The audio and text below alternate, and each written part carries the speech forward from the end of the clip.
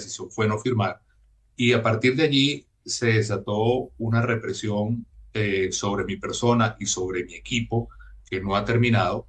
Y yendo a tu pregunta concretamente, hubo represión, hubo coacción, hubo amenaza de estos tres personajes, Zapatero, Delcy Rodríguez y Jorge Rodríguez, que al final Zapatero pasó de ser, en teoría, mediador a ser simplemente un gestor de los intereses de Maduro.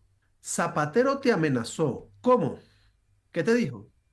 Mira, en la medida en que se fueron retirando durante los últimos meses, el embajador, el canciller de Chile, a quien lo humillaron, por ejemplo, Jorge Rodríguez llegó a decir en una plenaria, este es un viejo de mierda, al canciller de Chile, que era Delante del además, canciller.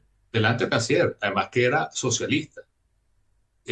Por ejemplo, llegó a decir, esos hijos de puta de la Unión Europea más nunca van a volver a Venezuela como observadores internacionales, y estaba Zapatero, que de alguna manera representaba a España y Europa. Entonces, es un juego de una agresividad brutal que cuando se van a retirar ya durante la siguiente semana los cancilleres y todo el mundo, nos fuimos quedando totalmente atrapados con Jorge Rodríguez, Delcy Rodríguez y Zapatero.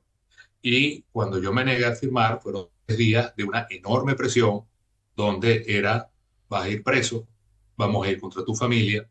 Zapatero particularmente decía, tú no has visto mi peor cara, si ustedes no firman, ustedes van a ver lo que les va a pasar.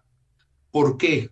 Porque para ellos era fundamental que se lograra ese acuerdo y legitimar a Maduro en el 2018.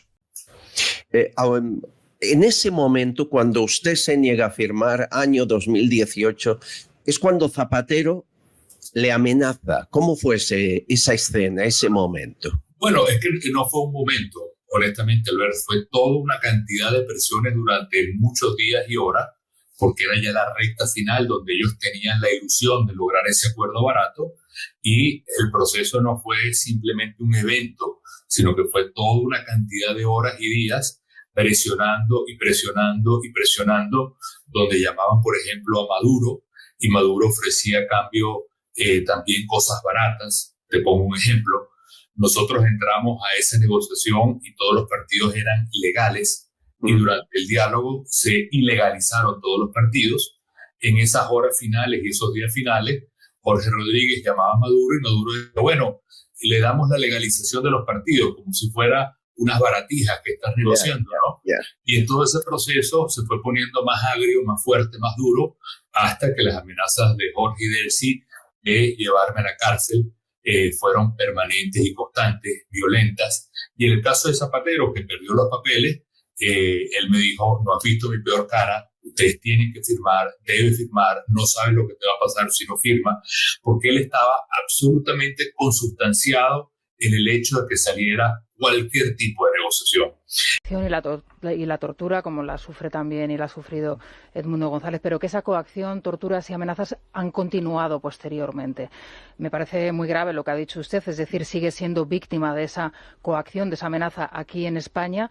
Me gustaría que nos explicase en qué consisten esas presiones que sigue usted y amenazas que sigue sufriendo, y si considera que Edmundo González Urrutia sigue siendo un objetivo de esas coacciones y amenazas ya aquí en España, en el exilio. Bueno, en mi caso, y es en el caso de muchos perseguidos, cuando yo me niego a firmar el acuerdo de Dominicana, donde el mediador era José Luis Rodríguez Zapatero, también estaba ahí Santos. Se lanzó toda una campaña y una cantidad de mecanismos de represión en mi contra que se traduce en varias cosas. Uno, que yo tengo 5 órdenes de detención en Venezuela por diferentes delitos, que cada momento se van abriendo otros y otros procesos. En segundo lugar, que me quitaron todo, digamos, la casa donde yo vivía con mi familia, la vaciaron, me la quitaron y la clausuraron y la confiscaron. En tercer lugar, una persona que es muy especial, que era mi mano derecha, y era, digamos, mi persona de trabajo político más cercana, lamentablemente la asesinaron en la policía política porque lo tomaron preso y lo torturaron para que me incriminara en un magnicidio contra Maduro, y terminó muriendo por las torturas. Y luego personas allegadas a mí han sido o puestas presas o le han quitado la casa o han tenido que ir al exilio.